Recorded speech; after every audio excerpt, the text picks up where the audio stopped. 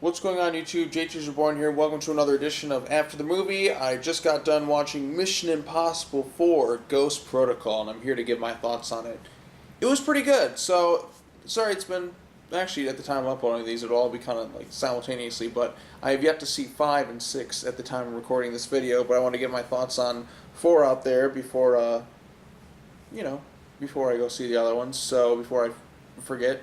So yeah, I just watched 4 for the first time, and I liked it. I really, really liked it. I thought it was pretty solid. I thought the acting was really good. I thought the action set pieces were amazing, and yeah, just the scope of it, just the way it kind of just does things. I thought it was pretty good. In terms of Mission Impossible movies, though, like I've noticed a trend where each one continues to get better, and in some ways this film is better, but part of me likes the third one just slightly more than the fourth one. I think what it has to do with, but the fourth one has a better final better action sequences, I'd say. But the third movie had a more interesting personal story, and when you get to the fourth one, it's like we find out at the end of 3 that his wife is kind of like the secret agent, and then in 4 she's kind of just shafted like the whole time. Like, what's going on there? Like, what that was kind of a big plot point that was left over, and of course, like with J.J. Abrams, they had that little thing that Tom Cruise had in 3. They're not going to follow up on it, which is just like, psh. And the villain was way better in 3. Like Davian, like with Philip Seymour Hoffman, man, that guy was a great villain. Just, it kept you on the edge of your seat.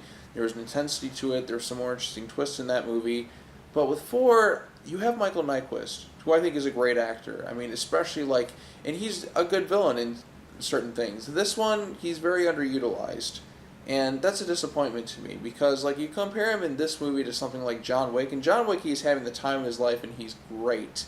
Then again, that could be the movie, and the script with John Wick allows him to have a little bit more fun. Here, he's very underutilized, and the final action bit with him, where he just kind of just splat, was kind of like, okay, buddy, come on. That cracked me up a bit, but there are some really good things in 4. Like I said, the sequence where he climbs the tower in Dubai, that's outstanding. The stuff between him and Simon Pegg, that's really good. It's just, I like 3 slightly more because of the more personal story and the villain. That's what gets me through 3 just slightly more. That doesn't mean I dislike 4 at all. I think 4 is right neck and neck with 3, but I think Philip Seymour Hoffman gives the edge to 3 as opposed to, the more personal storyline with 3 gives it the edge to me than 4.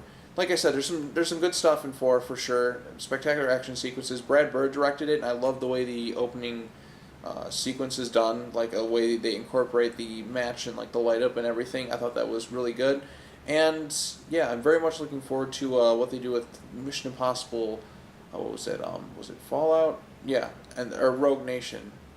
One of the two. Yeah, Rogue Nation is the next one. I'm getting them mixed up because Fallout just came out. So I'll be watching 5 next, sometime very soon, in the near future. And when that happens, I'll give my thoughts on it. I'm very much looking forward to see how this Mission Impossible franchise continues, because so far so good. It's gotten better with each one, except for 4, but because I liked 3 a little bit more. But that's just me. If you like 4 more, that's fine. So, yep, thank you so much for watching, everybody. I hope you enjoyed this video. Like I said, it's pretty brief, not too much diving into the plot, because I just wanted to get my thoughts across, and there's a lot to cover with Mission Impossible in terms of the plot, but I still liked it. I still definitely liked it, and, oh yeah, Jeremy Renner's in it, which is also cool, so, yeah.